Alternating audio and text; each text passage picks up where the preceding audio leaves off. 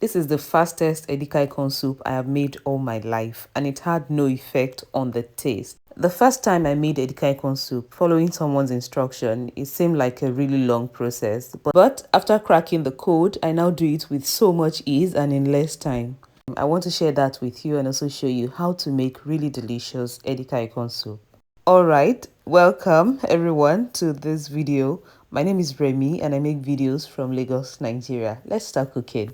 In a pot, I'm going to add my shaki and stockfish because stockfish is very tough. I added onions to that, stock cube and salt, and I'm going to let this boil for about 30-40 minutes or until the shaki is very soft. I had washed all my proteins before now and stored in the freezer. Now that the shaki is ready, I'm going to add some dried fish, which I already deboned and kept in the freezer too. Also, my pomo had been washed. This dry fish has been washed. I just washed everything and kept in the freezer since I knew I'd be making Edika-ikong soup today.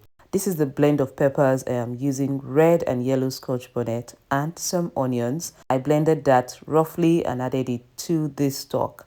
You can see that this pepper mix is frozen. That's because I washed, blended roughly, and kept in the freezer for use today. So if you know that you're going to be making a dish on a certain day, you can prep your ingredients and keep for use. It just makes it a whole lot easier.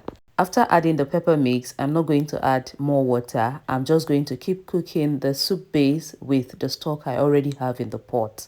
So I covered that to cook for some minutes, and as you can see, the stock keeps reducing. When you're making Edikaikong, it is very important to cook the stock down to let it reduce. You don't want too much liquid before you add the vegetables. Alright, with the remaining stock in there, I'm going to add some smoked goat meat and palm oil and cook for another 5 to 7 minutes. If you are enjoying this video, please do not hesitate to give me a thumbs up. Very important. Thank you.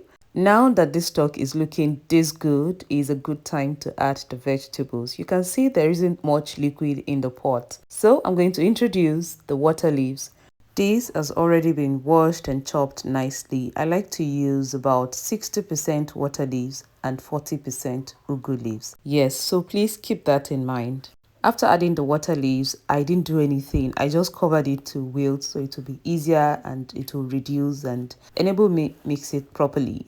And once that is well incorporated in the soup base, I'm going to add the ugu leaves. My ugu leaves have been chopped nicely and washed thoroughly.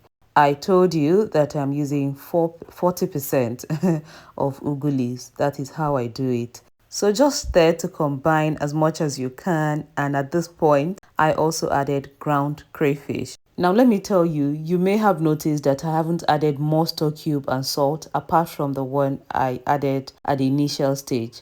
And this is because apart from seasoning my stock really well from the start, the combination of all those dry fish, and the goat meat I added all release some sweetness in quote into the soup, making it really tasty. And of course, I also used, the ground crayfish. These things make your soup really delicious without having to use too much stock cube.